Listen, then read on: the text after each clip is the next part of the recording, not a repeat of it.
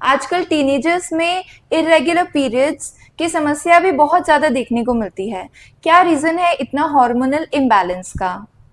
Hormonal imbalance, again, very many things are related to childhood health and nutrition.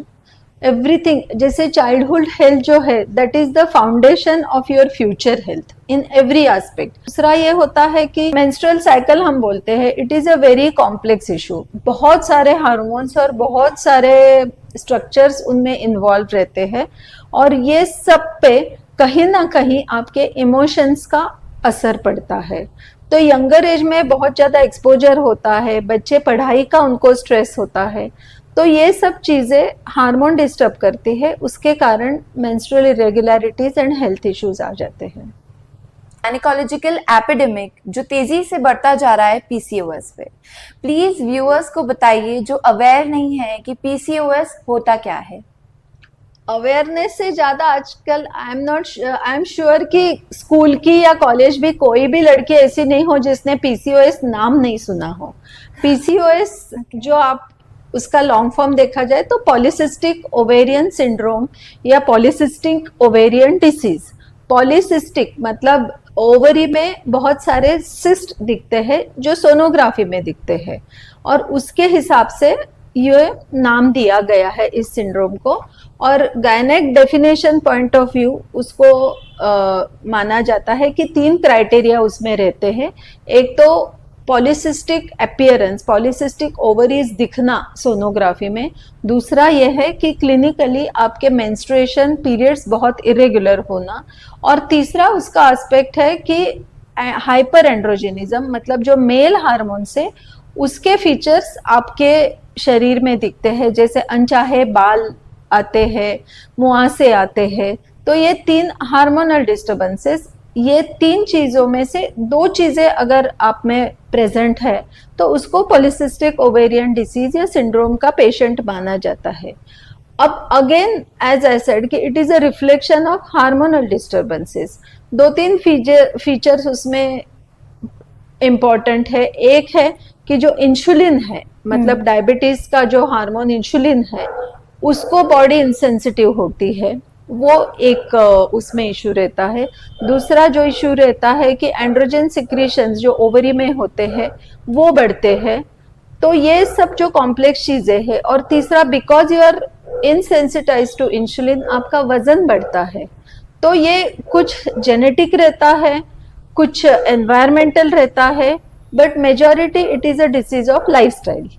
उसमें obesity is one of the features. Majority of polycystic ovarian girls do we see obesity in them, but there are quite a few girls who are lean PCOS, जो दुबली है तो भी उसमें PCOS है।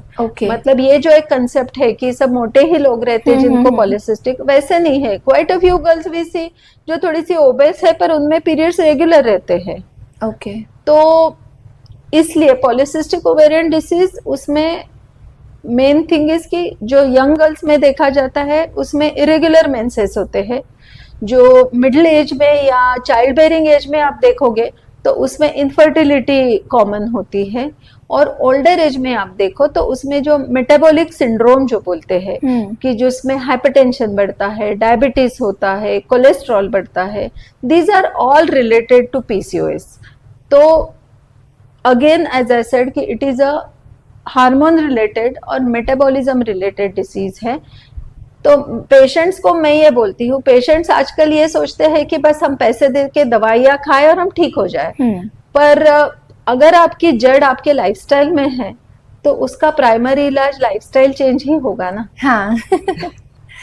So ma'am, PCOS एक ऐसी problem है जिसे कहा जाता है कि 1 in every 3 to 5 women across the globe ये चीज आपको देखने को मिलेगी। सही मैम, कोई एक प्रॉपर सोल्यूशन PCOS का?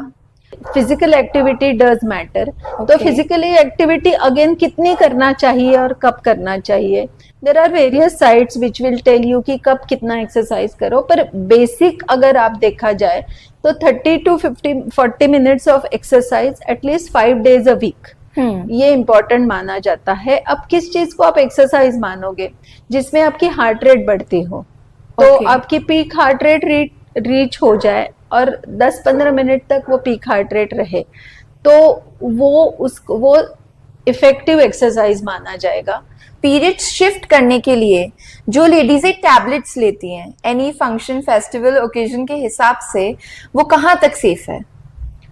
एक्चुअली एनी मेडिकेशंस, हार्मोन जो लिए जाते हैं मेंस्ट्रुअल चेंज के लिए, they are definitely very strong medication. It's a complex thing, और आप फ्रीक्वेंटली अगर वो दवाइयाँ ली जाए तो definitely they are going to disturb your hormonal balance, तो उससे you will have some changes. Definitely periods irregular हो जाते हैं, फर्टिलिटी पे प्रभाव होता है, तो शॉर्ट टर्म के लिए इट इज फाइन, पर वंस इन अ वाइल ठीक है, पर it should not be a routine practice. Okay